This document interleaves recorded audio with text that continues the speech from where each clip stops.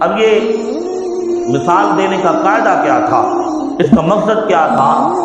اللہ کریم نے اتنا عظیم تر ہو کر یہ مثال مچھر کی، مکڑی کی اور مکھی کی بیشتر مثالیں اللہ کریم نے قرآن میں بیان ارشاد فرمائی ہیں۔ اس کی وجہ کیا ہے؟ ہر چیز کا ایک کوئی نہ کوئی خاص خلاصہ ہوتا ہے، اس کی توجیہ ہوتی ہے، وضاحت ہوتی ہے۔ ایسا نہیں کہ اللہ نے الحمد سے لے کر والناس تک ساری چیزوں کو بے قاعدہ بیان کیا، بلکہ ایک قاعدے کے طور پر اور اس کا مقصد، اس کا سیاق و سباق دیکھ کر بیان فرمایا ہے۔ اللہ کریم نے اس کی یہ مثال اس لیے ارشاد فرمائی کہ اللہ تبارک و تعالیٰ کو منافقین نے یہ طعنہ دیا کہ منافقین نے کہا کہ اللہ کی ذات پاک ہے،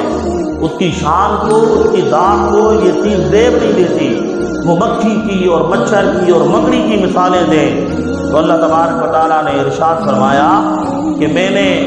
تمہیں یہ مثالیں اس لیے دی ہیں کہ میں تو پاک ہوں، میں تو عظیم تر ہوں، میں تو وحدہ لا شریک رب ہوں، لیکن میں نے یہ مثالیں تمہاری حیثیت کے مطابق دی ہے کہ تمہارا میری ذات کے بارے میں توحید کا اور وحدانیت کا معیار اتنا کمزور ہے کہ تم مجھ رب کو چھوڑ کر مکھی کی عبادت کرتے ہو، مکڑی کے پیچھے لگتے ہو، اور میری ذات کو چھوڑ کر تم کسی عام مخلوق میں سے حقیر ترین چیز کی طرف، حقیر ترین مخلوق کی طرف جا کر اس کو اپنا معبود سمجھتے ہو۔ تو میں نے مکھی کی مثال، مکڑی کی مثال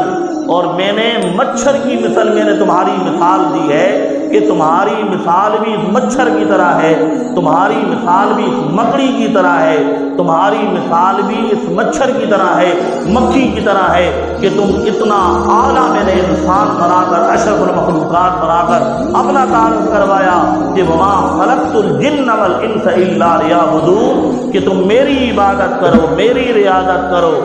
میری بارگاہ میں توبہ اور استغفار کرتے رہو، مجھے پہچانو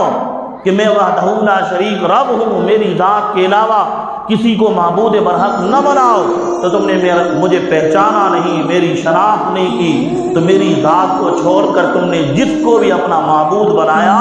تو میں نے مثالیں بھی تمہاری حیثیت کے مطابق دی ہیں۔ یہ مکھی اور مچھر اور مکڑی کی مثالیں تمہاری مثل ہیں کہ جس طرح تمہاری کائنات میں ایمان اور اسلام کے دائرے میں